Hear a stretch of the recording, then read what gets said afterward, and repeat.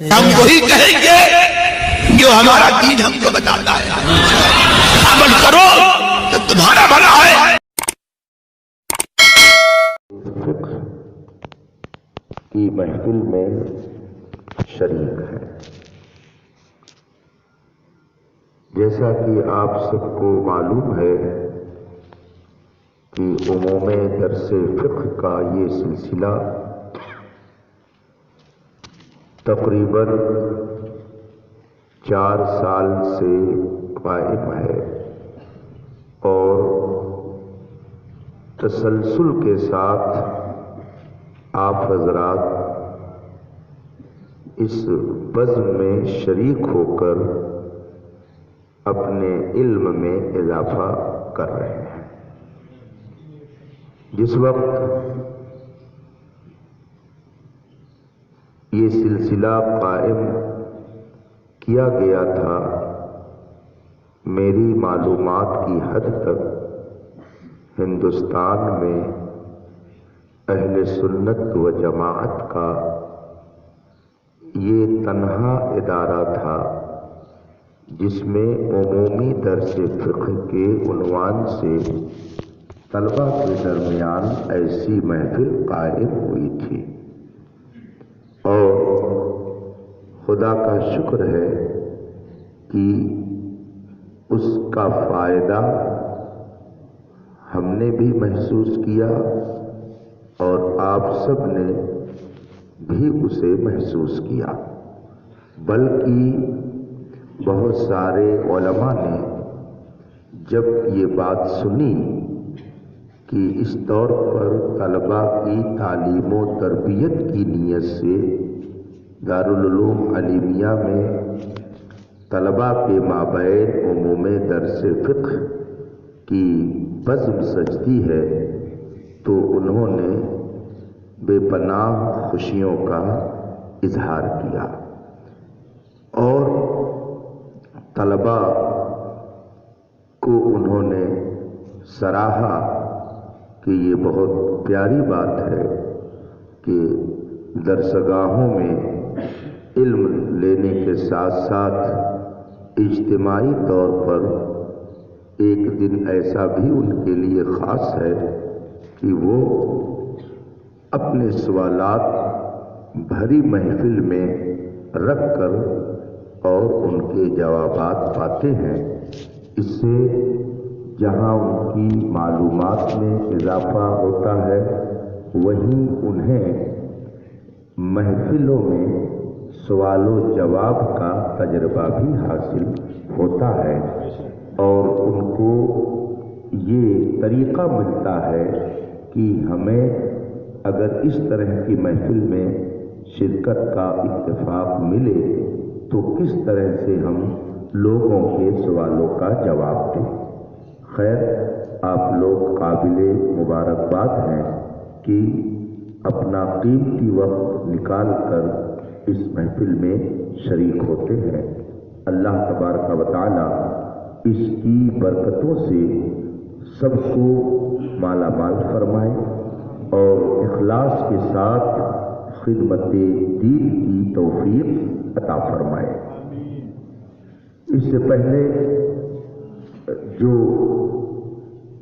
عمومی درس فقہ میں عناوین اور موضوعات آپ کے سامنے رکھ کر گفتگو کی گئی وہ نہایت اہمیت کے حامل تھے اور اس سے پہلے جو درس ہوا تھا اس میں غالباً میں نے یہ بات کہی تھی کہ جس موضوع پر اس وقت گفتگو ہو رہی ہے آئندہ بھی کچھ گفتگو ہونی ہے اور پھر وہ اسباب کہ جن کی بنا پر شریعت کے بہت سارے احکام میں تبدیلی ہوتی ہے ان کا بھی تفصیل سے تذکرہ کیا جائے گا.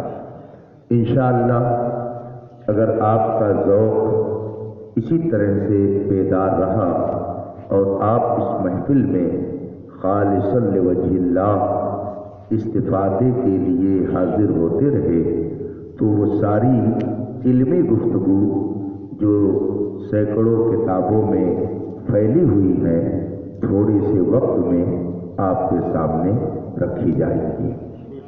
آج کا عنوان ہے امور کفار کی تحسین کی شرعی حیثیت کیا ہے۔ امور کفار کی تحسین کی شرعی حیثیت کیا ہے، یہ ہے عنوان۔ اب اس کا مطلب کیا ہے آپ اسے سمجھیے۔ یعنی جو باتیں اہل کفر کی ہیں، اگر ایک مسلمان ان کاموں کی تعریف کرے، ان کی تحسین کرے، ان کو اچھا کہے، تو ایسی صورت میں شریعت کا کیا حکم نافذ ہوتا ہے۔ عنوان کا مطلب سمجھ گئے؟ اب اسی کے تعلق سے تھوڑی دیر گفتگو ہوگی۔ اللہ تبارک و تعالی نے قرآن پاک میں ارشاد فرمایا ہے، قوا انفسکم، اپنے کو بچاؤ، واہلیکم، اور اپنے اہل و عیال کو بچاؤ۔ کس سے؟ نارا، آگ سے۔ یعنی ایک مسلمان کی یہ ذمہ داری ہے کہ وہ خود بھی نار جہنم سے بچے اور اپنے احباب کو، اپنے اہل خانہ کو، اپنے اعزاء اقربا اور متعلقین بلکہ جملہ مسلمانوں کو نار جہنم سے بچانے کی کوشش کرے۔ قرآن کریم کی ایک اور آیت ہے جس میں اللہ تعالیٰ نے یہ فرمایا ہے کہ اگر تم صاحب ایمان ہو گئے تو یہ نہ سوچو کہ ہم کچھ ایمان کی باتیں اپنائیں اور کچھ کفر کی باتیں اپنائیں، بلکہ ادخلوا فی السلم کافہ، اسلام میں پورے طور پر داخل ہو جاؤ۔ پورے طور پر داخل ہونے کا مطلب کیا ہوتا ہے؟ یعنی جو اسلامی احکام ہیں انہیں مانو، اور جو کفر اور کفار کے معاملات اور ان کی باتیں ہیں ان سے اپنے آپ کو بچاؤ۔ ان دونوں آیتوں کو سامنے رکھیے تو آپ کی ذمہ داری اور بڑھ جاتی ہے۔ وہ یہ کہ پہلے آپ یہ جانیں کہ امور کفار کیا ہیں، اور پھر دوسری بات یہ کہ ان سے ہم لوگوں کو بچائیں۔ تو میں اس وقت آپ لوگوں کے سامنے یہی بات رکھوں گا کہ امور کفار کی تعریف و توصیف اور ان کی تحسین کا حکم کیا ہے۔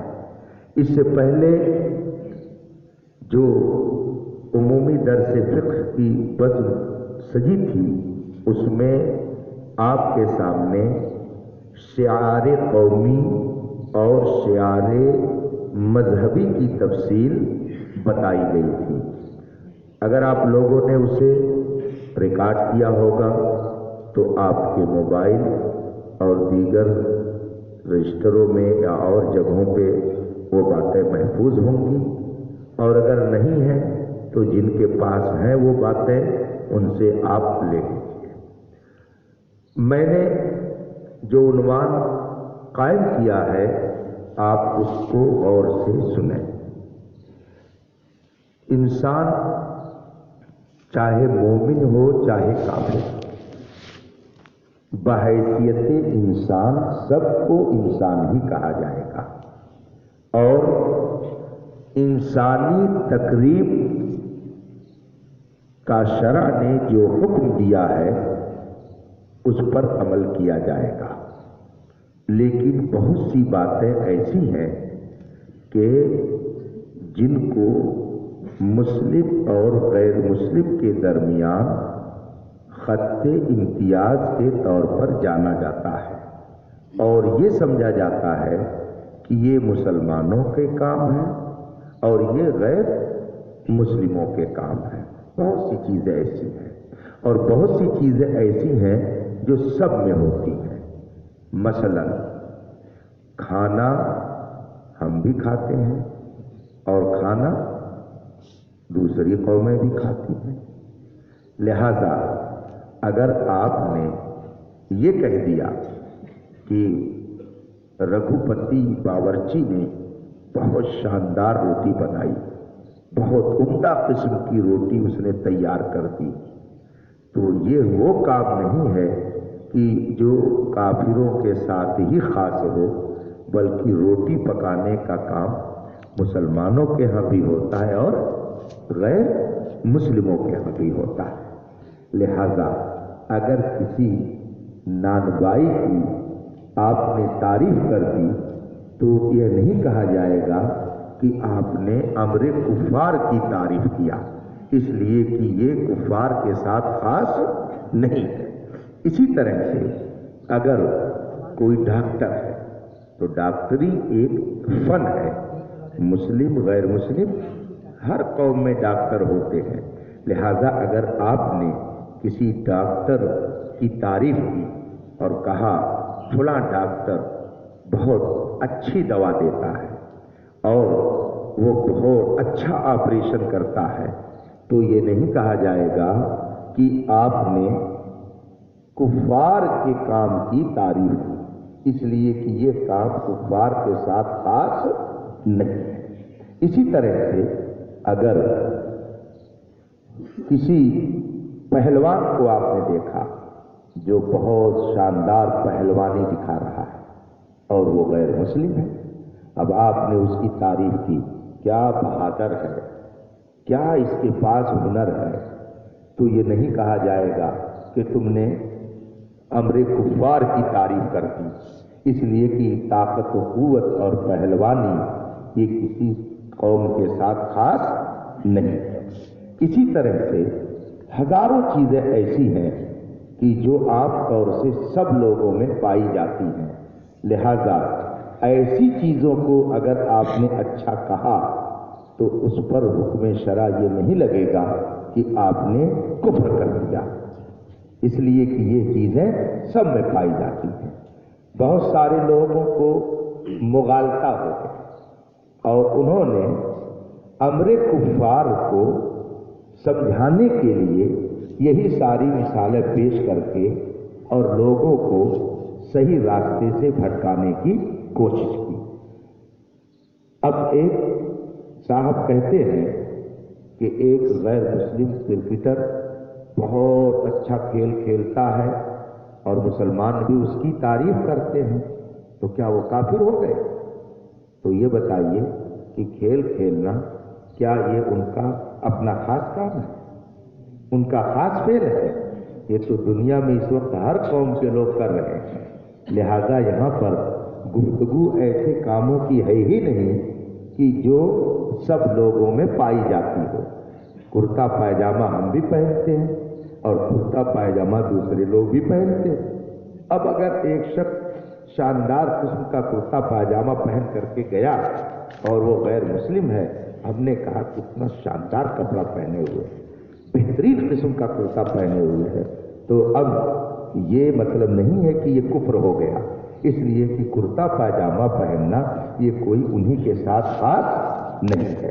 بہت سارے لوگ اس طریقے کی باتیں بیان کر کے لوگوں کو مطمئن کرنے کی کوشش کرتے ہیں. اس لیے یہ بات اپنے ذہن میں آپ رکھیے کہ جو کام سب لوگ کرتے ہیں، مسلم غیر مسلم مومن کافر، سب کے ہاں جو کام ہوتا ہے، اگر ایسے کاموں کی آپ تعریف کرتے ہیں تو یہ نہیں سوال پیدا ہوگا کہ یہ کفر کیا کہ اسلام کی بات کس نے کی. بات یہاں پر چل رہی ہے ان کاموں کی کہ جو خاص ہے انہی کے ساتھ، جو کام انہی کے ساتھ خاص ہے. اب ان کی اگر آپ تعریف کریں اور ان کو اچھا سمجھیں تو کیا حکم ہوگا؟ مثلا ہم مسلمانوں کے یہاں انتقال کے بعد قبر میں دفن کیا جاتا ہے اور غیر مسلموں کے یہاں جلایا جاتا ہے. اب یہ جلانا ان کے ساتھ خاص ہے. اب اگر آپ کہیں بہت اچھا کام ہے، یہ بڑھیا کام ہے یہ. تو آپ نے ان کے ایسے کام کی تعریف کی جو انہی کے ساتھ خاص. بات سمجھ میں آ رہی ہے؟ تو جو کام انہی کے ساتھ خاص ہو اور اس کو آپ اچھا کہیں تو اس کا کیا حکم ہے، یہی بتانا مقصود ہے. اسی طریقے سے ان کے یہاں اور بھی بہت ساری چیزیں جو غیر مسلموں میں، یہودیوں کے ہاں، نصرانیوں کے ہاں، مجوسیوں کے ہاں خاص ہے، انہی کا وہ کام ہے. مثلا غیر مسلموں میں ایک طبقہ ایسا ہے کہ جن کے یہاں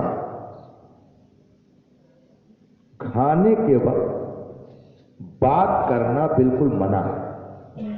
وہ چپ چاپ کھانا کھاتے ہیں، بیٹھ کر کے دسترخوان پر کسی سے کوئی بات نہیں کرتے. اب اگر آپ نے یہ کہا کہ فلاں قوم کا یہ طریقہ اچھا ہے، تو چونکہ دسترخوان پر خاموش رہنا یہ انہی کے ساتھ خاص ہے، اب اگر آپ نے اس کام کی تعریف کی تو یہ تعریف کرنا آپ کا کیسا، یہ جائز ہے کہ ناجائز ہے، حلال ہے یا حرام ہے کہ کفر ہے، مسئلہ وہی اس وقت درپیش ہے اور ہمیں اسی کو سمجھانا ہے. اسی طریقے سے ان کے یہاں مردہ جو ہی آدمی کی روح نکلتی ہے تو اس مردے کو گھر کے اندر سے نکال کر کہاں رکھ دیتے ہیں؟ باہر رکھ دیتے ہیں. مردہ گھر میں نہیں رہ سکتا، روح نکلی کہ اس کے بعد میں نکال کر اس کو دروازے کے باہر رکھ دیتے ہیں. یہ ان کے ہاں خاص طریقہ ہے. اب اگر آپ یہ کہیں کہ جو ان کے یہاں یہ طریقہ ہے یہ ٹھیک ہے، اچھا ہے، تو اب یہ طریقہ وہ ہے جو انہی کے یہاں خاص ہے. اب اگر آپ نے اس کی تعریف کی اور اسے اچھا سمجھا تو آپ کے لیے کیا حکم ہوگا؟ آپ نے اچھا کہہ کر کے یہ آپ نے اچھا کیا یا کہ آپ نے برا کیا، یہ ہے حکم شرع جاننا ضروری. اسی طریقے سے ایک ایک کام آپ لیتے چلے جائیے، بہت ساری چیزیں آپ کو ملیں گی کہ جو ان کے یہاں خاص ہے. ایک اور چیز آپ مثال کے طور پر سمجھیے کہ غیر مسلموں میں ایک قوم ایسی ہے کہ اگر عورت حالت حیض میں ہو تو اب وہ اتنی نجس مانی جاتی ہے کہ اس کے ہاتھ کا کچھ کھانا پینا بھی لوگ اپنے لیے برا سمجھتے ہیں. عورت اگر حالت حیض میں ہے تو اس کے ہاتھ کا کچھ کھانا پینا بھی اپنے لیے برا سمجھتے ہیں. کیا ہمارے یہاں ایسا ہے؟ نہیں. تو اب اگر کوئی مسلمان یہ کہتا ہے کہ ان کے یہاں جو یہ طریقہ ہے یہ اچھا ہے، تو اب اس کہنے والے کے لیے کیا حکم ہے، اس کا کہنا کیسا ہے؟ بات میری سمجھ رہے ہیں؟ تو اب اتنی ساری مثالوں سے آپ نے یہ سمجھ لیا ہوگا کہ میں یہ بتانا چاہتا ہوں کہ جو کام، جو طریقہ، جو چیز مسلمانوں کے علاوہ کسی دوسری قوم کے ساتھ خاص ہو، چاہے یہودیوں کے ساتھ، چاہے نصرانیوں کے ساتھ، چاہے مجوسیوں کے ساتھ، چاہے اور کسی قوم کے ساتھ، مسلمانوں کے علاوہ کسی قوم کے ساتھ جو کام خاص ہو، اگر ایک مسلمان ان کی تعریف و توصیف کرتا ہے اور ان کو بہتر سمجھتا ہے تو اس کے لیے کیا ہوتا ہے؟ بات پوری سمجھ میں آ گئی؟ اب اس کو آپ کتب فقہ کی روشنی میں سمجھیں. ہمارے علماء اور ائمہ دین نے فرمایا ہے اس سلسلے میں کہ جو کفار کے خاص کام ہیں، یعنی وہ کام انہی کے ساتھ خاص ہیں، اگر کسی مسلمان نے اس کی تحسین کی، اس کو اچھا سمجھا، اچھا قرار دیا، تو وہ فرماتے ہیں کہ جس نے ایسے کاموں کو اچھا سمجھا، تعریف و توصیف کی، اس کی تحسین کی، اس کو اچھا قرار دیا، فقد کفر، تو اس نے کیا کیا؟ کفر کیا، یعنی وہ کافر ہو گیا۔ چنانچہ غمز و عیون البصائر ایک بہت مشہور کتاب ہے، غمز و عیون البصائر، یہ شرح ہے، اور اس کی شرح ایک کتاب ہے جو تخصص کے طلباء پڑھتے ہیں، اس کا نام ہے الاشباہ والنظائر، کتاب ہے، بہت معیاری کتاب ہے، اس کی شرح ہے، اس کا نام ہے غمز و عیون البصائر، شرح الاشباہ والنظائر۔ اس میں فرماتے ہیں اتفق مشائخنا، ہمارے مشائخ کا اتفاق ہے، یعنی ہمارے سارے علماء اس بات پر متفق ہیں، ان من رأى امر الکفار حسنا، ان من رأى امر الکفار حسنا، کہ جس نے کفار کے کام کو اچھا دیکھا، اچھا سمجھا، فقط کفر، تو کیا ہو گیا؟ کافر ہو گیا۔ اس کا مطلب کیا ہوا کہ جو کام، جو بات، جو طریقہ کفار کے ساتھ خاص ہے، مسلمان کو اس کی تعظیم، اس کی تحسین، اس کی تعریف سے منع کیا گیا ہے، اور اگر کوئی مسلمان اس کی تحسین کرتا ہے، اس کی تعریف کرتا ہے، اس کو اچھا سمجھتا ہے، تو اس نے بھی اپنے آپ کو گویا اسی طبقے میں داخل کر دیا۔ اس لیے اگر آپ اپنے ایمان کی سلامتی چاہتے ہیں تو اس بات کا خیال رکھیں کہ جو طریقہ کفار ہے، جو اہل کفر کے مخصوص طور طریقے ہیں، چاہے وہ مذہبی طریقے ہوں یا ان کے قومی طریقے ہوں، دونوں عام ہے یہاں پر، اس کو اگر اچھا سمجھا اور اس کی تعریف و تحسین کی تو آدمی کا ایمان چلا جاتا ہے، آدمی مسلمان ہونے کے بجائے انہی لوگوں میں شامل ہو جاتا ہے۔ چنانچہ اس سلسلے میں اعلیٰ حضرت رضی اللہ تعالی عنہ نے فتاوی رضویہ شریف کی جلد 9 صفحہ 90 پر ایک مسئلہ تحریر فرمایا ہے، اور اس مسئلے کی تحقیق کرتے ہوئے اعلیٰ حضرت فرماتے ہیں، آپ بھی اسے سنیں۔ ہم اہل سنت کے نزدیک اعلیٰ حضرت کا قول فیصل ہوتا ہے، اور اعلیٰ حضرت کی تحقیق آخری تحقیق ہوتی ہے۔ حضور فقیہ ملت مفتی جلال الدین امجدی رحمۃ اللہ تعالی علیہ، جو بہت ساری کتابوں کے مصنف ہیں، ان کی ایک مشہور تصنیف خطبات محرم ہے، اس میں وہ آخر کے کسی صفحے پر تحریر فرماتے ہیں کہ میں اعلیٰ حضرت رضی اللہ تعالی عنہ سے عقیدت کیسی رکھتا ہوں، اس کے بارے میں وہ فرماتے ہیں کہ اعلیٰ حضرت بہت سارے علوم و فنون کے ماہر تھے، لیکن فقہ میں ان کا درجہ بہت بلند ہے، اور خود اپنے بارے میں فرماتے ہیں فقیہ ملت کہ مجھے فقہ سے دلچسپی ہے، تو اس لیے اعلیٰ حضرت کی فقہی کتابوں کو پڑھنے کا مجھے بہت شوق ہے، اور آگے فرماتے ہیں کہ میں اعلیٰ حضرت کی ہر تحقیق پر اپنا سر تسلیم خم کرتا ہوں۔ یہ کون فرماتے ہیں؟ حضور فقیہ ملت مفتی جلال الدین امجدی رحمۃ اللہ تعالی علیہ۔ اور اس طرح سے بے شمار بڑے بڑے علماء نے یہ فرمایا ہے کہ اعلیٰ حضرت کی تحقیق وہ ایسی تحقیق اور اعلیٰ حضرت کا قول ایسا قول فیصل ہے کہ مزید اس پر ہمیں چوں و چرا کی کوئی گنجائش نہیں رہ جاتی ہے۔ ہاں، چوں و چرا وہ کرے جو اعلیٰ حضرت کا ہم پلہ ہو، اعلیٰ حضرت کے برابر ہو، علم میں، وہ بحث کرے تو یہ وجہ ہے، لیکن ہم جیسوں کو اس میں بحث کرنے کی گنجائش نہیں ہے۔ اس لیے میں اعلیٰ حضرت کی وہ عبارت پیش کرتا ہوں جس سے میری بات کی تائید ہوگی کہ امر الکفار کا مطلب یہ ہوتا ہے کہ جو کام اور جو طریقہ انہی کے ساتھ خاص ہو، اس کی اگر کوئی تحسین و تعریف کرے گا تو بہرحال وہ مسلمان نہیں رہ جائے گا بلکہ کافر ہو جائے گا۔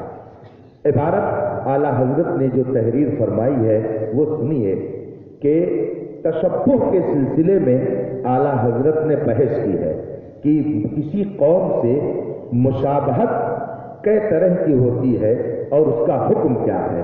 تو اس سلسلے میں تحقیق کرتے ہوئے فرماتے ہیں، اول یہ کہ اس قوم کو محبوب و مرغا جان کر ان سے مشابہت پسند کرے، اس قوم کو محبوب سمجھ کر اور ان کے کام کو پسند کرے، اس قوم کو اچھا سمجھا اور اس کا جو طریقہ تھا اس طریقے کو اپنے طور پر اس نے سمجھا کہ یہ اچھا طریقہ ہے، اس کو ہم اپنا لیں، اس کو ہم نے پسند کر لیا۔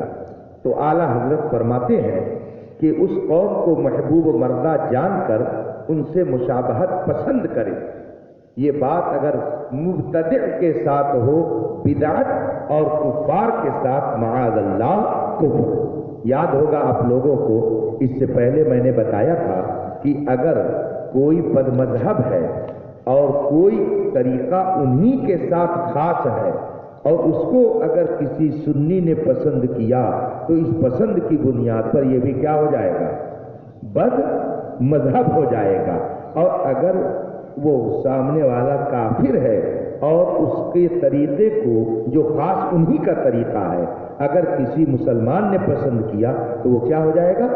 کافر ہوگا۔ تو بد مذہب کے خاص طریقے کو پسند کرنے والا بد مذہب ہوگا اور کافر کے خاص طریقے کو پسند کرنے والا کافر ہوگا۔ تو آپ یوں کہہ سکتے ہیں کہ وہابی کے خاص طریقے کو پسند کرنے والا اور دیوبندی کے خاص طریقے کو پسند کرنے والا دیوبندی ہوگا۔ ظاہر سی بات ہے کہ جو کسی قوم کی خاص چیز ہو اور اس کو کوئی پسند کرے گا تو یہ پسند کرنے کی بنیاد پر انہی میں سے شمار کیا جائے گا۔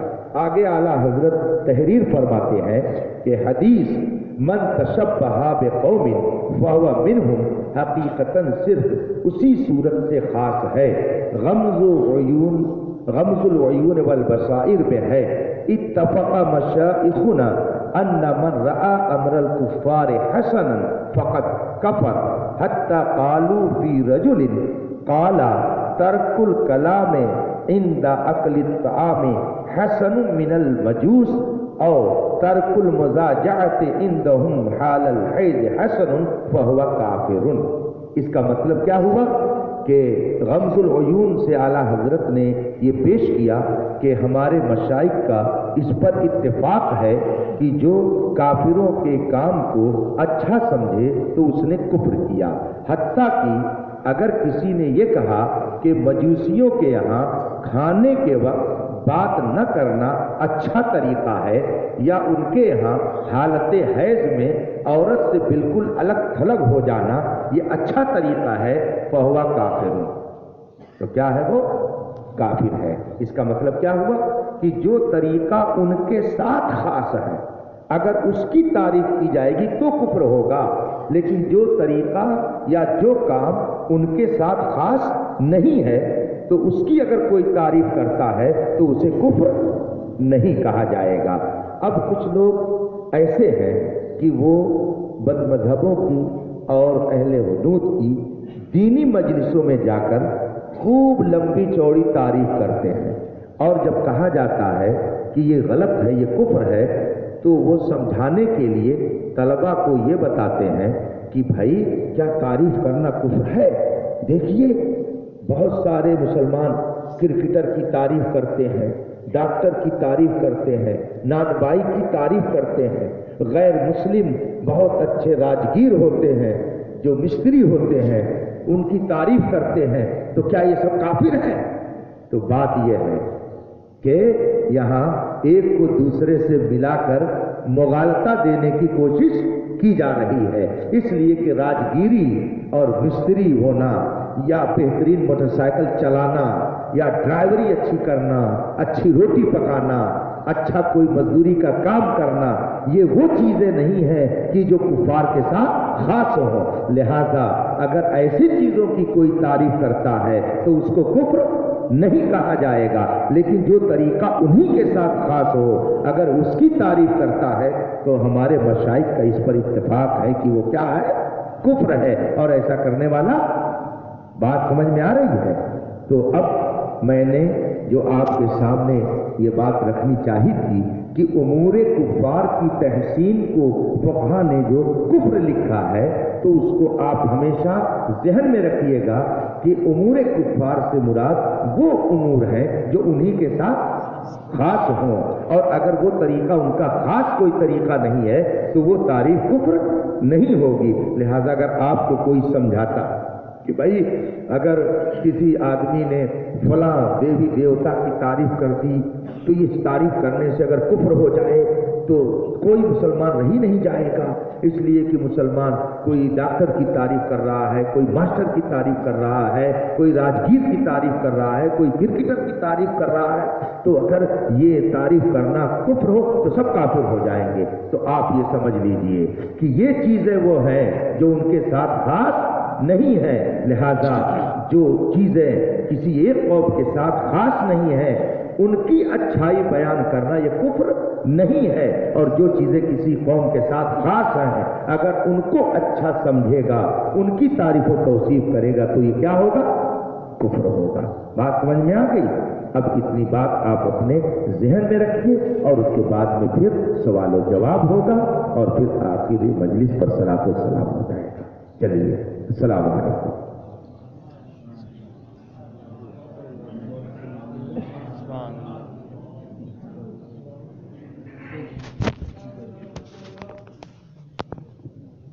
سبحان اللہ، ماشاء اللہ۔ ابھی آپ کے سامنے حضور تاج الفقہا خلیفہ حضور تاج الشریعہ خطاب فرما رہے تھے، اور آپ نے سماعت فرمایا کہ حضور ہم اور آپ کو کتنی اہم معلومات دے رہے تھے جس کی آج بہت سخت ضرورت ہے، کیونکہ آج مسلم معاشرہ دوسرے سے گھل مل گیا ہے، اور بہت سے ایسے لوگ پیدا ہو گئے ہیں جو بہت آگے تک چلے جاتے ہیں اور بہت ساری ان کی تعریفیں کر دیتے ہیں، یہاں تک کہ سننے میں آتا ہے کہ مسلمان کچھ لوگ ہندو دیوتاؤں کی بھی تعریف کر دیتے ہیں اور وہ اس کو برا نہیں سمجھتے۔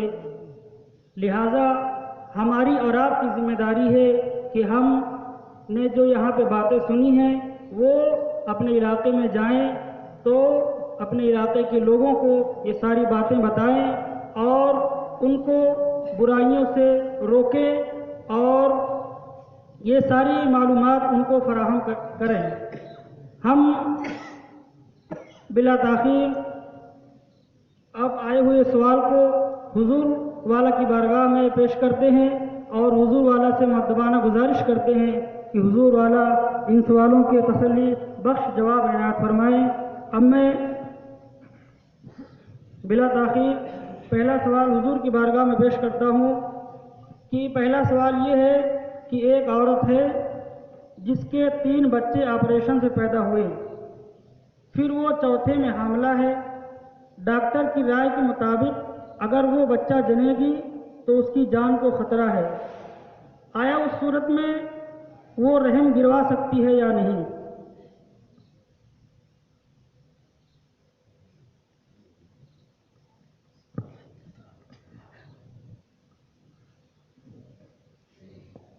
بسم اللہ الرحمن الرحیم۔ سوال یہ ہے کہ کسی عورت کو آپریشن کے ذریعہ 3 بچے ہو چکے ہیں، ڈاکٹروں کا کہنا ہے کہ اگر चौथा बच्चा शिकम में परवरिश पाया तो विलादत के वक्त जान का खतरा है। अब किसी औरत को हमल ठहर गया तो क्या डॉक्टरों के कहने से और उनके मशवरे से वो चौथा हमल साकित करा सकती है, दवाओं के जरिया उसे ख़त्म करा सकती है?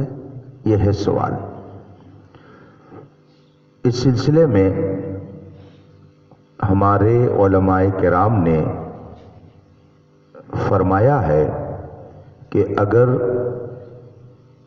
कोई ऐसी मजबूरी पेश आ जाए तो हमल साकित कराने की इजाज़त है। बवजह ज़रूरत व मजबूरी हमल साकित कराया जा सकता है। शर्त यह है कि अभी उसमें जान न पड़ी हो, और जान पड़ जाती है हमल में 4 महीना मुकम्मल होने पर। लिहाजा 4 महीने के अंदर अंदर के हमल को ज़रूरत व मजबूरी के तहत साकित कराया जा सकता है। वल्लाहु ताला आलम। सुभान अल्लाह, सुभान अल्लाह। हुजूर, आज का दूसरा सवाल ये है कि अगर एक मजलिस में कई लोग फर्दन आयत सजदा तिलावत करें तो क्या जितने लोग तिलावत कर रहे हैं उतने ही सजदे वाजिब होंगे, या मजलिस वाहिद की बुनियाद पर सिर्फ एक ही सजदा वाजिब होगा? बिस्मिल्लाहिर्रहमानिर्रहीम। आयत सजदा जिन जिन लोगों ने तिलावत की, अगरचे वो एक ही जगह बैठकर तिलावत कर रहे हों, मगर चूँकि सजदे तिलावत का हुक्म मुतअल्लिक़ है तिलावत से, तो जब आयत सजदा की तिलावत पाई गई तो हुक्म भी पाया जाएगा। लिहाजा एक ही महफिल में बैठकर जिन जिन लोगों ने आयत सजदा तिलावत की, सब पर फर्दन सजदे तिलावत करना वाजिब है। वल्लाहु ताला आलम। सुभान अल्लाह, सुभान अल्लाह। हुजूर, आज का तीसरा सवाल ये है कि शेयर मार्केटिंग और ऑनलाइन मार्केटिंग करना कैसा है, और उससे कमाया हुआ पैसा जायज़ है या नहीं? फिर से पढ़ रहा क्या? शेयर मार्केटिंग, ऑनलाइन मार्केटिंग करना कैसा है? ऑनलाइन मार्केटिंग करना कैसा है, और उससे कमाया हुआ पैसा जायज़ है या नाजायज़? ऑनलाइन मार्केटिंग की क्या तफसील है, उसका तरीक़ाकार क्या है?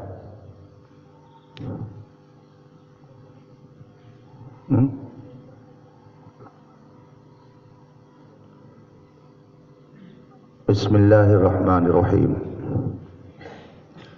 शेयर मार्केटिंग के ताल्लुक़ से हमारे उलमा ने ये फ़ैसला सादिर फरमाया है कि उसमें अपनी रकम लगाना नाजायज़ है। लिहाजा शेयर मार्केटिंग में पैसा लगाकर तिजारत करना और उससे पैसा कमाना गुनाह है। जिन लोगों ने उसमें अपनी रकम लगा रखी है, उनके लिए लाजिम है कि वो अपनी रकम वापस लेकर शेयर बाजारी से अलग हो जाएं। इस पर कई सेमिनार हो चुके हैं और उसके मुख्तलिफ तरीक़ों पर गौर व फिक्र करने के बाद हमारे उलमा ने ये फ़ैसला सादिर फरमाया है। लिहाजा शेयर बाज़ारी में शिरकत करना और उसमें पैसा लगाकर बिज़नेस करना शरअन जायज़ नहीं है।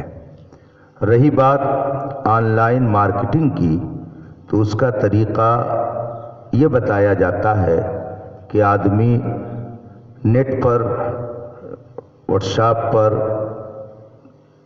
کمپیوٹر میں سامان کی تصویر دیکھ لیتا ہے اور پھر اسی تصویر کو دیکھ کر سامان خرید لیتا ہے۔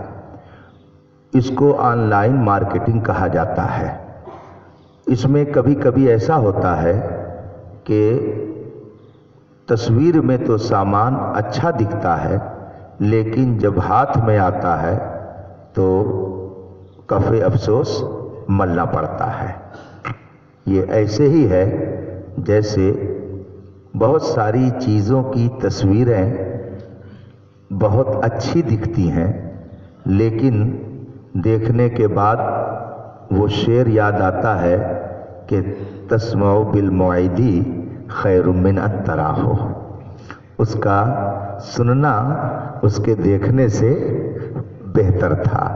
تو کبھی کبھی ایسا ہوتا ہے کہ سامان کی تصویر جو دیکھی جاتی ہے تو اچھا لگتا ہے، مگر جب سامان ہاتھ میں آتا ہے تو پسند کے مطابق نہیں رہتا ہے۔ لہذا اگر کسی نے نیٹ کے ذریعہ ایسی چیزوں کی تصویروں کو دیکھ لیا ہے اور خرید و فروخت کر لی، تو خرید و فروخت تو یہ جائز ہے، بے ہو جائے گی، لیکن سامان دیکھنے کے بعد اس کو اختیار رہے گا۔ اگر چاہے اور پسند آئے سامان اور جیسے دیکھا تھا ویسے ہی ہے تو وہ رکھ سکتا ہے، اور اگر دیکھنے کے بعد پسند نہ آئے تو وہ سامان واپس کر سکتا ہے۔ لہذا آن لائن مارکیٹنگ کا یہ طریقہ اگر اپنایا جاتا ہے تو بے تو ہو جائے گی، مگر خریدار کو خیار رویت حاصل رہے گا، اور اگر دیکھنے کے بعد وہ واپس کرنا چاہے تو واپس کر سکتا ہے۔ واللہ تعالی اعلم۔ سبحان اللہ، سبحان اللہ۔ حضور، اگلا سوال یہ ہے کہ زید کہتا ہے کہ قرآن ایک خوبصورت دلہن ہے، کیا یہ لفظ استعمال کر سکتا ہے یا نہیں؟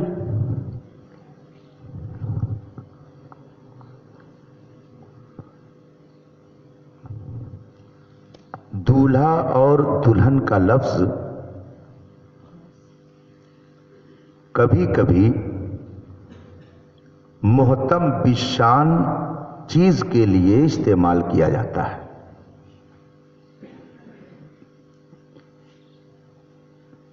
جیسے اعلیٰ حضرت فرماتے ہیں سارے عالم کا دولہا ہمارا نبی۔ تو یہاں پہ دولہا کا مطلب یہ نہیں ہے کہ اللہ کے رسول صلی اللہ علیہ وسلم کو وہ جب شادی ہوتی ہے تو دولہا بنایا جاتا ہے تو بارات جاتی ہے وغیرہ وغیرہ۔ دولہا چونکہ مجمع میں اس وقت سب سے اہم مانا جاتا ہے، اس لیے کہ دولہا نہ آتے تو باراتی نہیں آتے۔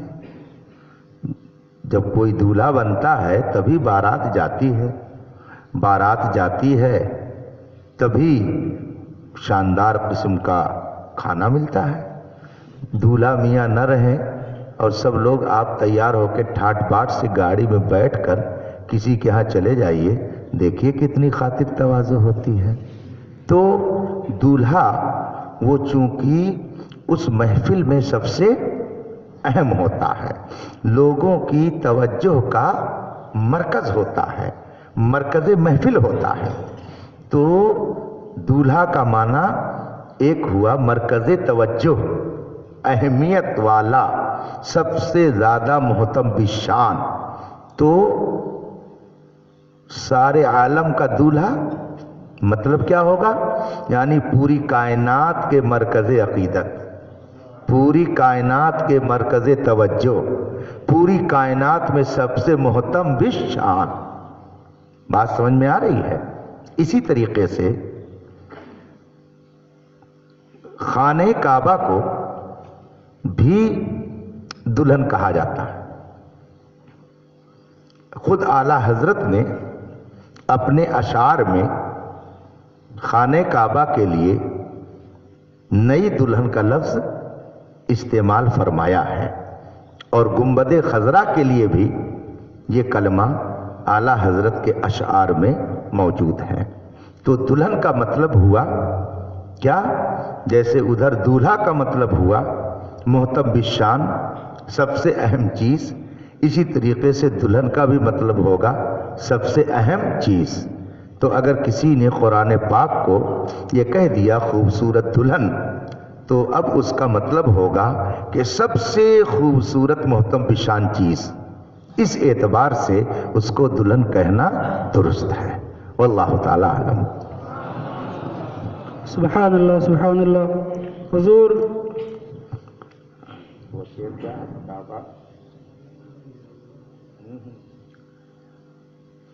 کعبہ دلہن ہے، گنبد خضرا نئی دلہن. یہ ہے شعر. حضور اگلا سوال یہ ہے کہ دیوبندیوں کے پیشواؤں کا ادب سے نام لینا اور ان کے کام کی تعریف کرنا کیسا ہے؟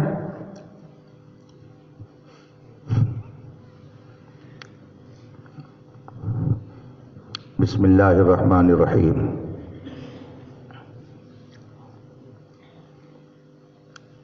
حدیث شریف میں اللہ کے رسول صلی اللہ علیہ وسلم فرماتے ہیں اذا مدح الفاسق اہتز العرش من غضب الرحمن.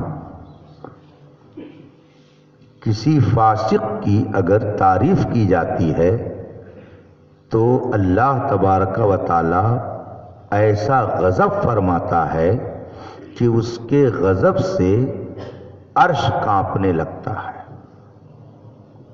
اللہ کے رسول کی حدیث ہے اذا مدح الفاسق اہتز العرش من غضب الرحمن. اللہ اس قدر غضب فرماتا ہے کہ عرش اس کے غضب سے خوف کے مارے کانپنے لگتا ہے. تو جب فاسق کی تعریف اور اس کی مدح و ستائش کا یہ حال ہے تو جو مرتد ہو، جو کافرین میں سب سے بدتر کافر ہوتے ہیں، ان کی تعریف و توصیف اور ان کی تعظیم اور ان کے کارناموں کو تعریف و توصیف کے ساتھ بیان کرنا، یہ کتنا ہولناک ہوگا آپ خود اس کا اندازہ لگا سکتے ہیں. اس لیے جو لوگ ایسا کرتے ہیں وہ اسلام و سنیت کے لیے زہر قاتل کا کام کرتے ہیں. اللہ تبارک و تعالی ہماری ایسی حرکتوں سے حفاظت فرمائے. واللہ تعالی عالم. سبحان اللہ ماشاء اللہ. حضور اگلا سوال یہ ہے کہ مسجد کی چھت پر بلا ضرورت جانا کیسا ہے؟ اگر کوئی تفریحاً جائے یا وہاں جا کر کسی قسم کی بات چیت کرے تو اس کا یہ فعل کیسا ہے؟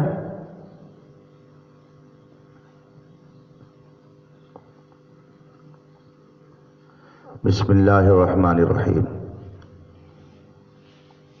فتاوی عالمگیری میں تحریر ہے یکرہ الصعود علی سطح المسجد. مسجد کی چھت پر چڑھنا مکروہ ہے. اور یہ بھی میں واضح کر دوں کہ بلا ضرورت مسجد کی چھت پہ جانا مکروہ ہے، مگر یہ مکروہ تحریمی نہیں ہے بلکہ مکروہ تنزیہی ہے. لہذا بلا ضرورت مسجد کی چھت پہ جانا منع ہے. آپ سے اگر کوئی پوچھے تو آپ یہ نہ کہیں گے کہ ناجائز ہے، اس لیے کہ جو مکروہ تنزیہی فعل ہے وہ ناجائز و گناہ نہیں ہوتا ہے، اس کے لیے منع کا لفظ استعمال کیا جاتا ہے. لہذا آپ یہ جواب دیں گے کہ مسجد کی چھت پر بلا ضرورت جانا منع ہے. تو جو لوگ بلا ضرورت مسجد کی چھت پہ جاتے ہیں وہ اچھا نہیں کرتے ہیں.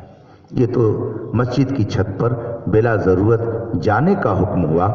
رہی بات تو چونکہ مسجد کی چھت بھی مسجد ہی کے حکم میں ہے، لہذا جس طرح سے دنیاوی باتیں مسجد کے اندر کرنا ناجائز ہے، مسجد کے اوپر بھی کرنا ناجائز ہے۔ واللہ تعالی عالم۔ سبحان اللہ سبحان اللہ۔ حضور، ایک سوال ہے کہ زید نے مذاق میں کہا کہ میں کافر ہوں، پھر اس نے کہا میں نے دل سے نہیں کہا تھا بلکہ زبان سے ایسے نکل گیا۔ اس پر لوگوں نے اصرار کیا اور کہا تم توبہ کرو، پھر اس نے کہا میں توبہ نہیں کروں گا، تو اس کا شرعی حکم کیا ہے؟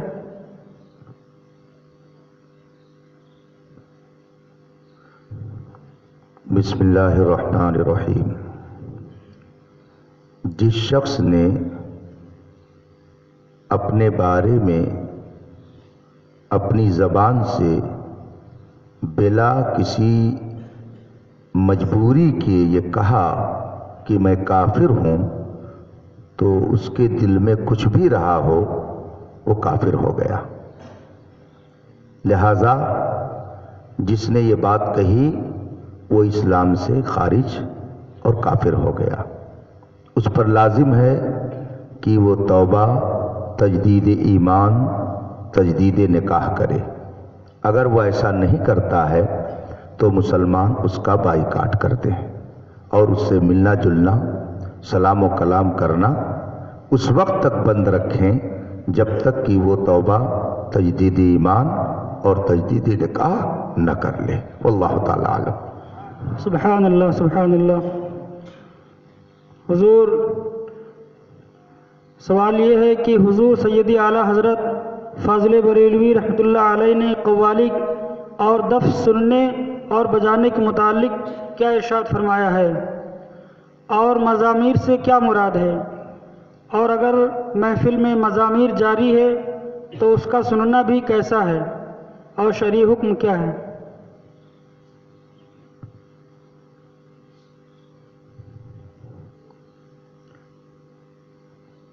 بسم اللہ الرحمن الرحیم۔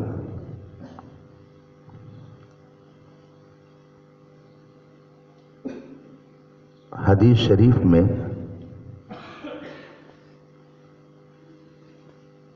حضرت ابو ہریرہ رضی اللہ تعالی عنہ سے روایت ہے، امرنی ربی بمحق المعازف والمزامیر۔ یہ حدیث شریف ہے۔ اس کا مطلب یہ ہے، حضور فرماتے ہیں کہ میرے رب نے مجھے حکم دیا ہے بمحق المعازف والمزامیر، مزامیر اور معازف کو مٹانے کا۔ یہ حدیث شریف ہے۔ اس حدیث شریف سے صاف ظاہر ہے کہ شریعت میں مزامیر سننے کی اجازت نہیں ہے بلکہ ان کو مٹانے کا حکم ہے۔ البتہ دف کی شرع میں اجازت ہے۔ تو اب یہ فرق جاننا ضروری ہے کہ دف کیا ہے اور مزامیر کیا ہے۔ دونوں الگ الگ ہیں۔ دف وہ ہوتا ہے کہ جس میں کوئی سر اور لے نہیں ہوتی ہے، دھپ دھپ کی اس میں سے آواز نکلتی ہے اور اس کو لے اور سر کے ساتھ نہیں بجایا جاتا ہے۔ آپ لوگوں نے دیکھا ہوگا کہ ایک کھجڑی ہوتی تھی جس کو لوگ بجاتے تھے، اسی طرز کا دف ہوتا ہے۔ وہ اس میں ایک طرف کھلا ہوا ہوتا ہے اور ایک طرف اس میں چمڑا لگا ہوتا ہے۔ اس کو بجاتے ہیں اور بہت ساری جگہوں پر، خاص کر کیرلا وغیرہ میں، وہ سلام پڑھتے ہیں تو دف کی آواز کے ساتھ پڑھتے ہیں، تو وہ دف ہے۔ دف کی شرع میں اجازت ہے۔ مزامیر مزمار کی جمع ہے جس کا معنی ہوتا ہے بانسری کی آواز، سر اور لے، نغمگی، جیسے ہارمونیم ہے، جیسے बैंड बाजा है, इसमें एक सुर और लय होती है, तो इस तरह के जो बाजे हैं उनको मज़ामीर कहा जाता है। दफ की इजाज़त है और मज़ामीर को शरा में नाजाइज़ फरमाया गया है। इसलिए आला हज़रत ने अपनी तरफ से कुछ नहीं फरमाया है, बल्कि जो किताब व सुन्नत में है आला हज़रत ने उसी को तहरीर फरमाया है। जब हदीस शरीफ में साफ साफ ये फरमाया गया है कि मज़ामीर के मिटाने का हुक्म मुझे अल्लाह ने दिया है, तो जाहिर सी बात है ये जायज़ नहीं हो सकता है बल्कि नाजायज़। इसीलिए आला हज़रत रज़ी अल्लाह ताला अन्हु ने फतावा रज़विया की 9वीं जिल्द में मज़ामीर के सिलसिले में तहरीर फरमाया है कि मज़ामीर बजाना सुनना ये नाजायज़ व गुनाह है। ये मज़ामीर का हुक्म हुआ और दफ इससे अलग और मुस्तस्ना है। दफ की इजाज़त है और मज़ामीर नाजायज़ व गुनाह है। अगर कोई सुनता है तो वो नाजायज़ व गुनाह का मुर्तकिब है। इसलिए अगर कहीं पर मज़ामीर के साथ सुनी जा रही हो नात मनक़बत, तो आदमी को उस महफिल में बैठने की इजाज़त नहीं है। वल्लाहु ताला आलम। सुभान अल्लाह सुभान अल्लाह। हुजूर, अगला सवाल ये है कि ज़ैद जो कि गोश्त फ़रोख्त करने के लिए लाता है और उसको मादर कुफ़ार का गोश्त बताता है और उस पर हुकूमत की जानिब से पाबंदी आयद है, तो उसको हुकूमत की नज़र से बच बचा कर ज़बह करना चोरी है या नहीं? अगर चोरी हुई तो फिर उस गोश्त के खाने वाले पर क्या हुक्म होगा?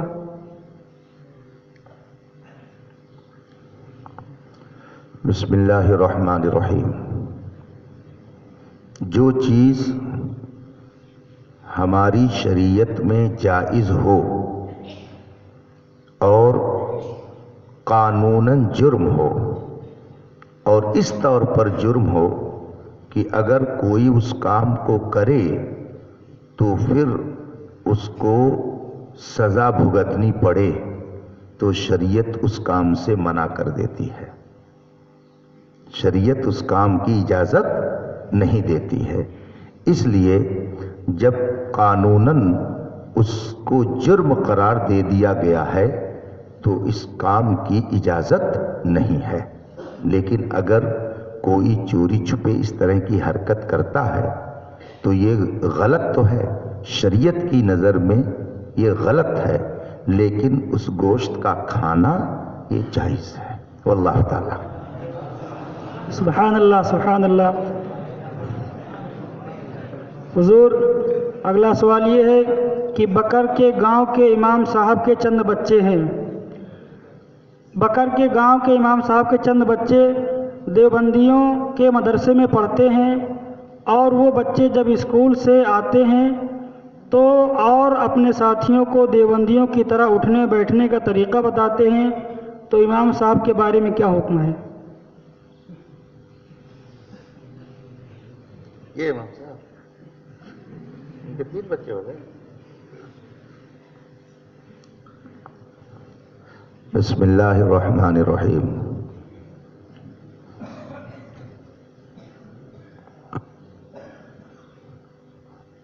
आला हज़रत रज़ी अल्लाह ताला अन्हु ने फतावा रज़विया में तहरीर फरमाया है कि वहाबियों को अपने बच्चों का उस्ताद बनाना हराम हराम अशद्दे हराम है। जो शख्स बदमज़हबों को वहाबियों देवबंदियों, बल्कि उसमें एक लफ्ज़ और बढ़ा लीजिए सुलह कुल्लियों, कि वो अपने बच्चों का उस्ताद बनाता है, वो बच्चों का बदखाह है। इसलिए कि तालिब इल्म और शागिर्द अपने उस्ताद के तरीक़े पर चलता है। तो अब अगर देवबंदी मज़हब के उस्ताज़ों के पास पढ़ेगा तो उनका असर कबूल करेगा, और कुछ नहीं तो कम अज़ कम جو مرتد سے نفرت ہونی چاہیے وہ نفرت دل سے نکل جائے گی، بلکہ تعظیم بجا لائے گا، کیونکہ وہ استاذ ہے۔ تو اس لیے کسی بھی سنی کو یہ جائز نہیں ہے کہ وہ وہابیوں دیوبندیوں کو اپنے بچوں کا استاذ بنائے، یہ ناجائز و حرام ہے۔ تو امام صاحب نے جانتے بوجھتے ہوئے اپنے بچوں کو جب وہابیوں کے حوالے کیا تو انہوں نے حرام کام کیا، اور پھر یہ بھی اس کا بد نتیجہ سامنے آ گیا کہ ان کے بچے آنے کے بعد دوسروں کو وہابیوں کا طریقہ بتانے لگے، یہ مصیبت آ گئی نگاہوں کے سامنے۔ اس لیے وہ فعل حرام کے مرتکب ہوئے، اور حرام کام کرنے والا امامت کے قابل نہیں رہ جاتا ہے جب تک کہ وہ توبہ نہ کرے۔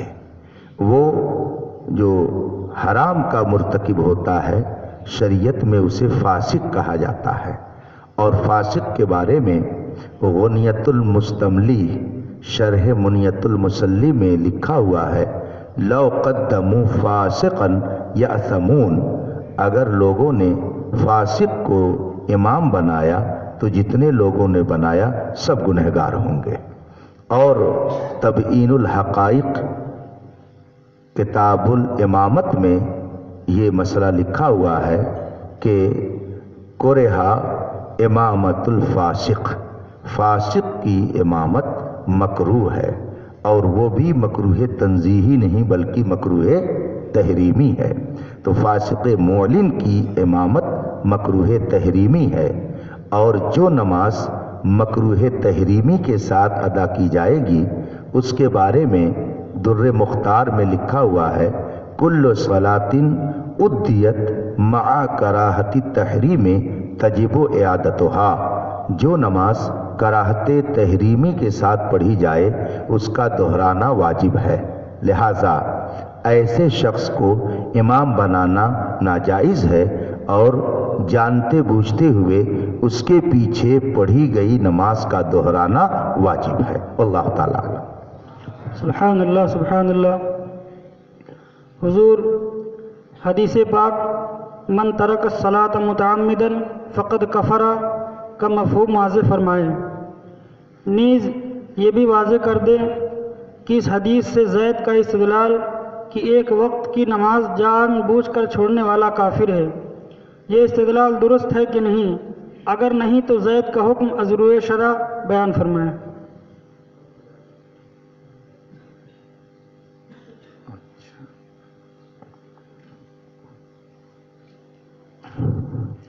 بسم اللہ الرحمن الرحیم۔ علم کلام میں یہ مسئلہ بہت صراحت سے بیان کیا گیا ہے کہ ہم اہل سنت کے نزدیک گناہ کبیرہ کا مرتکب کافر نہیں ہے۔ گناہ کبیرہ کرنے والا فاسق تو ہے مگر کافر نہیں ہے، یہ ضابطہ ہے، عقیدے کا مسئلہ ہے۔ اور ظاہر سی بات ہے کہ نماز چھوڑنا یہ گناہ کبیرہ ہے، لہذا اس ضابطے کے مطابق وہ کافر نہیں بلکہ فاسق ہے۔ گناہ کبیرہ کرنے والا کافر نہیں ہوتا ہے بلکہ فاسق ہوتا ہے، لہذا جس نے جان بوجھ کر نماز چھوڑی وہ کافر نہیں بلکہ فاسق ہے۔ یہی ہمارے امام اعظم رضی اللہ تعالی عنہ کا مسلک اور مذہب ہے۔ ہم حنفی ہیں تو ہم حنفیوں پر لازم ہے کہ ہم اپنے امام کی تقلید کریں اور ان کے قول کے مطابق ہم حکم صادر کریں اور انہی کے قول کے مطابق مسئلہ بتائیں۔ البتہ بعض ائمہ کے نزدیک تارک نماز کافر ہے، چونکہ حدیث شریف میں فرمایا گیا ہے من ترک الصلاۃ متعمدا فقد کفر، جس نے جان بوجھ کر نماز چھوڑی وہ کفر کر بیٹھا۔ تو چونکہ حدیث شریف میں یہ فرمایا گیا ہے، اسی لیے بہت سارے صحابہ کا یہ مذہب ہے کہ تارک نماز، جان بوجھ کر نماز چھوڑنے والا یہ کافر ہے، مگر ہمارے امام اعظم کے نزدیک یہ مسلک نہیں ہے۔ آپ کا مسلک یہ ہے کہ گناہ کبیرہ کا مرتکب کافر نہیں ہوتا ہے بلکہ فاسق ہوتا ہے، لہذا اگر کسی نے نماز چھوڑ دی تو وہ کافر نہیں ہے بلکہ فاسق ہے، یہ ہے مسئلہ۔ البتہ اس حدیث شریف میں جو فرمایا گیا فقط کفر، تو اس کی تشریح ہے، اسی لیے کسی مقلد کو، جیسے اس زمانے میں تو سب مقلد ہیں، یہ اور بات ہے کہ کوئی اپنی بے وقوفی میں مجتہد بنے تو بنے، لیکن ہیں سب مقلد، اس لیے کہ صدیوں سے کوئی ایسا عالم نہیں پیدا ہوا کہ جو کیا ہو، مجتہد ہو۔ امام اعظم رضی اللہ تعالی عنہ اور آپ کے تلامذہ، پھر تلامذہ کے تلامذہ، 1200-1300 سال سے یہ سلسلہ چل رہا ہے، اور بڑے بڑے محدث، بڑے بڑے فقیہ، بڑے بڑے ادیب، بڑے بڑے شاعر اب پیدا ہوئے، کتنے مجدد آئے، مگر انہوں نے اپنے آپ کو مقلد ہی کہا ہے۔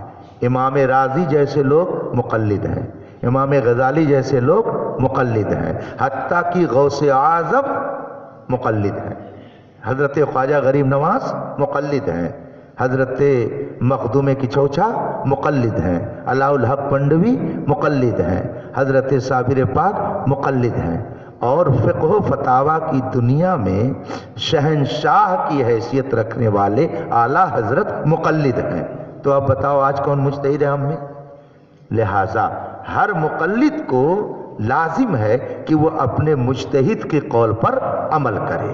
ہمارے امام اعظم فرماتے ہیں کہ حدیث میں جو فرمایا گیا کہ جس نے جان بوجھ کر نماز چھوڑی اس نے کفر کیا، اس کا مطلب یہ ہے کہ جس نے جان بوجھ کر نماز چھوڑی انکار کر کے۔ نہیں سمجھا؟ نماز کی فرضیت کا انکار کر کے، نماز فرض نہیں ہے نہ پڑھو، تو چھوڑا تو نماز، مگر اس کی فرضیت کا انکار، تو نماز کی فرضیت کا انکار کیا ہوگا؟ کفر ہوگا، اس لیے کہ فرض کا منکر کافر ہو جاتا ہے۔ تو اگر کسی شخص نے نماز کو چھوڑا اس طور پر کہ اس کی فرضیت کا انکار کر دیا تو کافر ہوگا، ورنہ کافر نہیں ہوگا۔ تو حدیث شریف میں جو فرمایا گیا من ترک الصلاۃ متعمدا فقد کفر، امام اعظم فرماتے ہیں اس کا مطلب یہ ہے کہ اگر نماز کی فرضیت کا انکار کرتے ہوئے نماز کو چھوڑے گا تو کیا ہو جائے گا؟ کافر ہو جائے گا، اور یہ بات بالکل صحیح ہے۔ اور دوسرا مطلب یہ بیان کیا گیا ہے کہ کفر کا ایک معنی تو وہ ہوتا ہے جو ایمان کے مقابل میں آتا ہے، اور کفر کا معنی ایک ہوتا ہے ناشکری، جیسے قرآن میں فرمایا گیا نا لئن شکرتم لازیدنکم، اور آگے کیا ہے ولئن کفرتم ان عذابی لشدید، اگر تم شکر ادا کرو گے تو میں بڑھاؤں گا، اور اگر ناشکری کرو گے تو سمجھ لو میرا عذاب بہت سخت ہے۔ تو لئن کفرتم، اور اس کا معنی کیا لیا جاتا ہے؟ ناشکری۔ تو اس کا مطلب کیا ہوا کہ کفران نعمت، یہ مطلب ہے فقط کفر کا، یعنی جس نے جان بوجھ کر نماز ترک کی اس نے ناشکری کی کہ اللہ تو اس کو نعمتیں دے رہا ہے، رات میں چین سے اسے نیند لا رہا ہے اور صبح کو اٹھ کر کے وہ نماز چھوڑ رہا ہے، تو اللہ نے جو نعمت دی تھی اس نعمت کا بجائے شکریہ ادا کرنے کے اس نے کیا کیا؟ ناشکری کی۔ تو فقط کفر کا مطلب کیا ہوا کہ جس نے جان بوجھ کر نماز چھوڑی اس نے ناشکری کی، یہ معنی ہمارے امام اعظم نے بیان فرمایا ہے، لہٰذا اسی پر عمل کرنا چاہیے۔ جو حنفی ہو کر اس کے خلاف کہتا ہے یا غلط طریقے سے استدلال کر کے لوگوں میں مسئلہ بتاتا ہے اسے توبہ کرنا چاہیے، واللہ تعالیٰ۔ سبحان اللہ سبحان اللہ۔ حضور آج کا آخری سوال یہ ہے کہ اگر کوئی کافر کلمہ طیبہ پڑھ لیتا ہے اور اسلام کو قبول کرتا ہے تو وہ اپنے آپ کو کس برادری میں شمار کرائے؟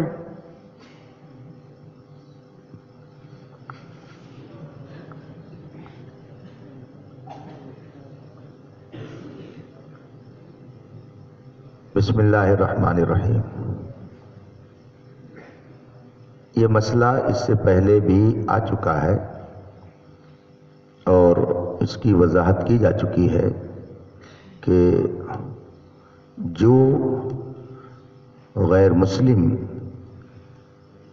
کسی مسلمان کے ہاتھ پر اسلام قبول کرے تو اسی کی طرف نسبت کرتے ہوئے اپنے آپ کو وہ لکھ سکتا ہے علاوہ سید کے، ورنہ تو سب دھڑا دھڑ بن جائیں گے. سادات کرام کے ہاتھ پر اگر اسلام قبول کیا تو اپنے آپ کو وہ مولا لہم کہے گا، خادم سادات کہے گا، سید نہیں کہے گا. ورنہ اور جس کسی کے ہاتھ پر مسلمان ہو تو اسی کے خاندان میں اپنے آپ کو شامل کر سکتا ہے. اس کے علاوہ اگر وہ مسلمان ہوا تو سب سے بڑی فضیلت کی بات اس کے لیے یہی ہے کہ وہ صاحب ایمان ہو گیا. اس سے بڑی کوئی فضیلت نہیں ہے. ان اکرمکم عند اللہ اتقاکم، تم میں کا سب سے زیادہ عزت والا اللہ کی بارگاہ میں وہ ہے جس کے اندر تقوی سب سے زیادہ ہو. تو جب وہ مومن ہو گیا تو ایمان ہی اس کی عزت کا ذریعہ سب سے بڑا ہو گیا. تو اب اس کو مزید کسی فکر کی ضرورت نہیں ہے، وہ جس خاندان میں چاہے اپنے آپ کو شامل کر سکتا ہے. واللہ تعالی عالم. حضور ایک سوال چھوٹ گیا تھا. اچھا، مسجد میں باضابطہ اسٹیج اور ڈی جے لگا کر آراز کی محفلیں منعقد کرنا کیسا ہے؟ جبکہ اسٹیج کوئی ہندو بنائے اور اس ہندو کو بیٹھنے کے لیے اسٹیج کے بازو میں مسجد میں جگہ دینا کیسا ہے؟ اور طرح طرح کے نعرے بھی اس محفل میں لگتے ہیں اور وہ بھی نازیبہ الفاظ کے ذریعے. تو ایسے آراز کا کیا حکم ہے؟